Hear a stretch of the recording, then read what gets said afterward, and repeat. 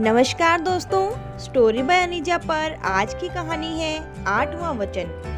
रितु कल शाम से बहुत खुश थी। वह माँ जो बनने वाली थी।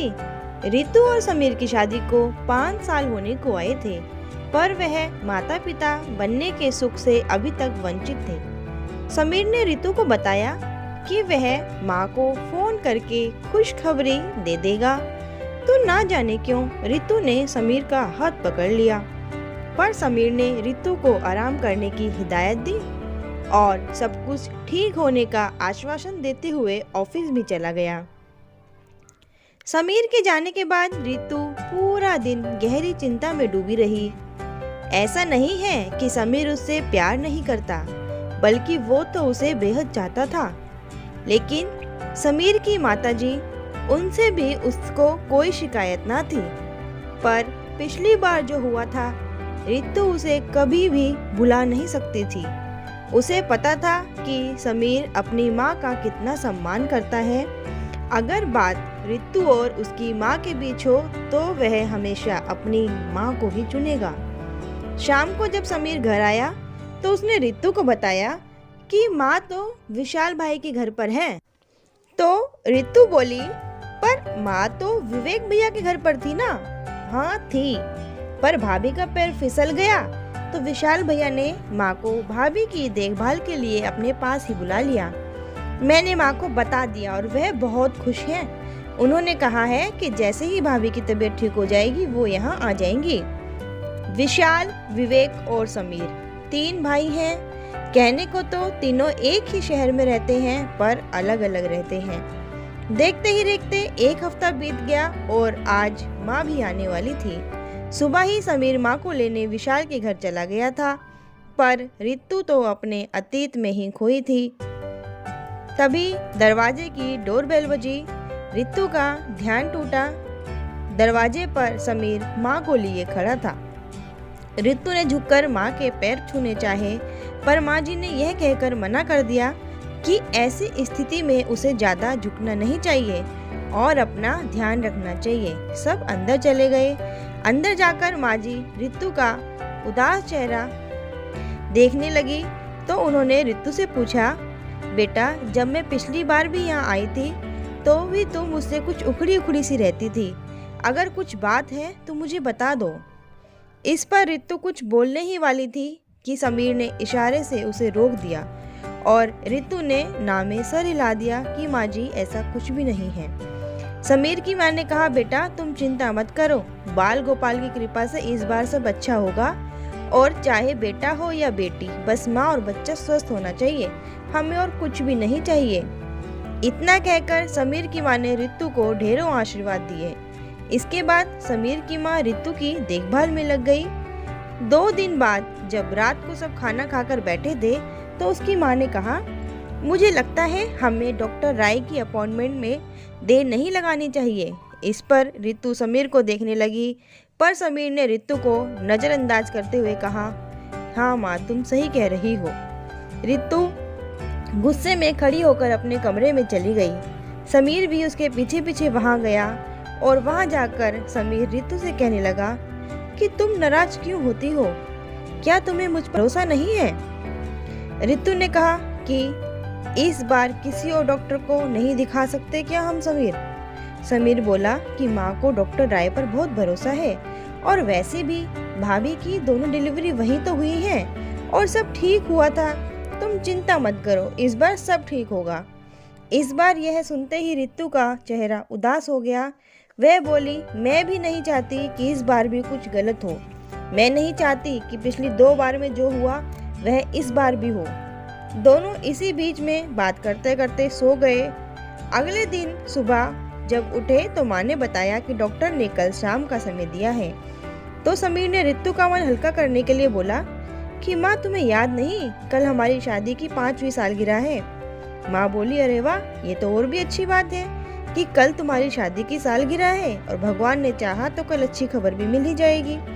समीर ने कहा, माँ, मैं कल डॉक्टर के जाने से पहले रितु के साथ मंदिर में जाकर भगवान का आशीर्वाद लेना चाहता हूँ।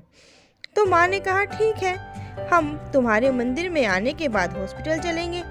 समीर ने रितु को कहा कि वह उदास न हो।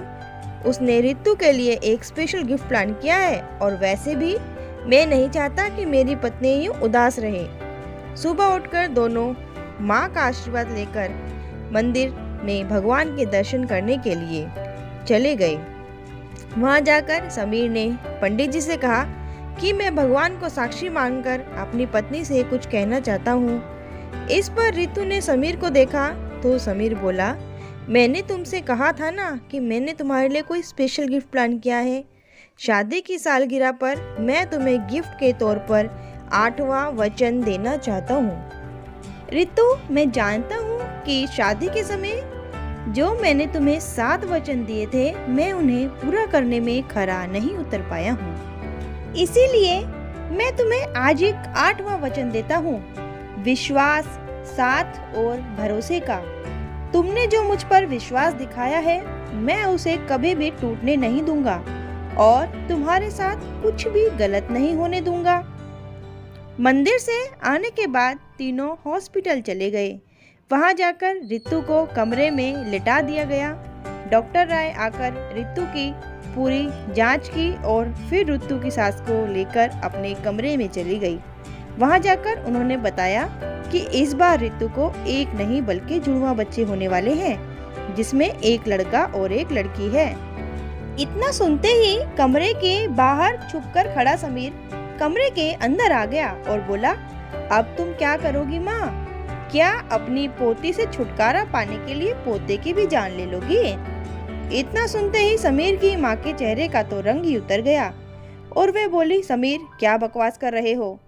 नाटक करने की जरूरत नहीं है माँ, मुझे सब पता चल गया है।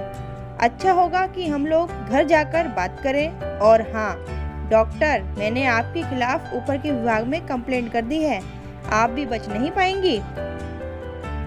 तीनों वहाँ से जब घर आए तो घर के बाहर विवेक और उसकी पत्नी को खड़े देखा। उनको देखते ही विवेक ने पूछा, क्या हुआ भैया, हमें ऐसे अचानक यहाँ क्यों बुलाया? भाभी आप ठीक तो हो ना?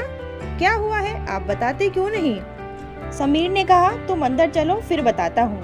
अंदर आकर समीर की माँ ने फिर बोलना शुरू किया, समीर तुम हॉस्पिटल में क्या बकवास कर रहे थे? तुम्हें क्या लगता है मैं तुम्हारे बच्चे को मारना चाहती हूँ? तुमने वहाँ मेरा इतना अपमान क्यों किया? इस पर समीर ने कहा, माँ अब बस भी करो, और कितना झूठ बोलोगे तुम? और रही बात अपमान में करने की, वो तो मैं कभी सोच भी नहीं सकता। रितु ने तो मुझे कितने समझाने की कोशिश की थी, पर मैंने कभी रितु की बात पर भरोसा ही नहीं किया और हमेशा तुम्हारे झूठे प्यार को ही सच समझता रहा। तुम शायद जानती नहीं, पर जब हमारी दूसरी बेटी को तुमने मरवाया था रितु को, तभी तुम्हारी असलियत का पता चल गया था। यह सुनते ही माँ के चेहरे का तो रंग ही बदल गया। माँ, तुम खुद एक माँ होकर ऐसा कैसे कर सकती हो? इस पर विवेक की पत्नी बोली, भैया हमें तो कुछ समझ ही नहीं आ रहा, यहाँ पर क्या हो रहा है? तो रितु बोली, मैं तुम्हें समझाती हूँ। जब मुझे पहली बार पता चला कि मैं माँ बनने वाली हूँ, हमने माँ जी को यहाँ पर बुलाया और वह मुझे डॉक्टर राय के पास ले गई, जिन्होंने जांच के बाद मुझे ये बताया कि बच्चे की दिल की धड़कन ही नहीं है, यह बच्चा मरा हुआ है, इसीलिए हमें इसे गिरा देना चाहिए। और हमने माँ और डॉक्टर राय की बात मानकर उसे गिरा भी दिया और भगवान की इच्छा समझकर चुप हो गए। फिर 6 महीने बाद जब मुझे फिर से माँ बनने का पता चला, हमने फिर माँ को यहाँ बुलाया और वह मुझे फिर डॉक्टर रॉय के पास जांच के लिए ले गई। इस बार डॉक्टर ने मुझे कहा कि बच्चे का विकास अच्छे से नहीं हो पाएगा, इसका कारण मुझे मेरी कमजोरी बताया। ऐसे में इस बच्चे को जन्म देने से मेरी जान पर भी आ सकती है। इसीलिए समीर और मैंने डॉक्टर राय और माँ जी की बात मानकर इस बच्चे को भी गिरा दिया। पर जब मैं कमरे में आराम कर रही थी तो नर्स ने आकर मुझसे कहा कि आप तो मुझे कितनी पढ़ी लिखी और समझदार लगती हैं, मुझे आपसे ऐसी उम्मीद नहीं थी। मैंने उससे पूछा क्यों, ऐसा क्या हुआ?